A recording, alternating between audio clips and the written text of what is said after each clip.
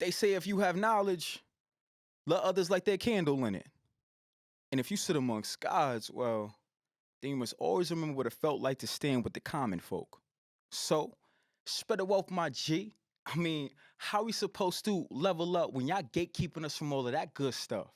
Talking about we gotta work twice as hard just to get our foot in the door when all I ever did was ask for the name of the restaurant. Have you painted me as your competition, or is there enough food back there for the both of us? Look at you, emotional. Had our people fighting with their backs against the ropes because they betted on love, all is because the simple satisfaction of uplifting your own kind was never good enough. Is it greed, gluttony, or pure spite? Maybe you had good intentions, but I don't know. If you know, the value of what you're protecting. Yeah, big dog in the front yard with no bite. Look around. You chose violence in a room full of people like this during Black History Month? Let me ask you, who are we? What do you see? Is this your origin story? Are we your villains? I mean, nah. Are we your competition? Are you sure there's not enough food back there inside of that kitchen? Never mind that. Answer this then. Why is it that on our road to riches, we forget that having a good heart and being genuine is free of charge? Let me give you some examples. You see, I know this woman, and this woman's name is Stacy. And I promise you, Stacy is as sincere as they come. Over the years, she has taught me that being selfless comes with true reward. So whenever I think about the impact that can be made, I remember how I felt growing up.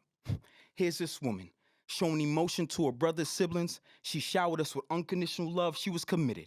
Imagine having someone in your corner before you even knew it existed. That's a feeling you can't create.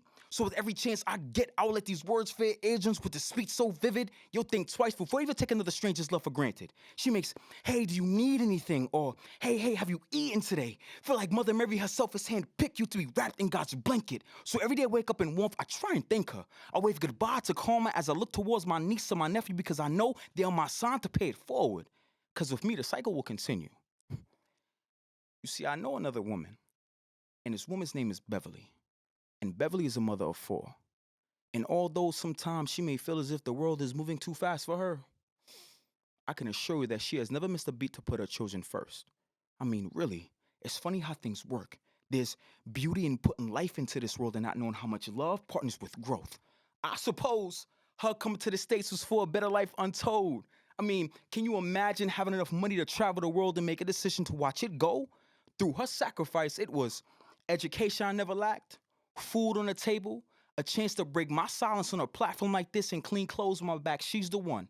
And I appreciate her for all that she has done, which means I am him, a king trapped in her son. So whenever I see another black man that resembles me, I already know that he's one because I am black. And in a room full of people like this, it's a firm reminder that you're just another king. And another king, and another king trapped in another mother's son. We cannot lose. Despite all the pain and suffering for those 9 months they carried us through. And out of all the family members I have mentioned in my poems, I figured I saved the best for last because I know she would too. My mother by my side, I am destined for greatness. You see, I love to love. I think I love to love so much, I struggle to show it and use my poems as living proof. If the pens in my pocket could propose to paying homage, the ink on my paper would scream, I do. Man, I ain't asking y'all to follow in my footsteps.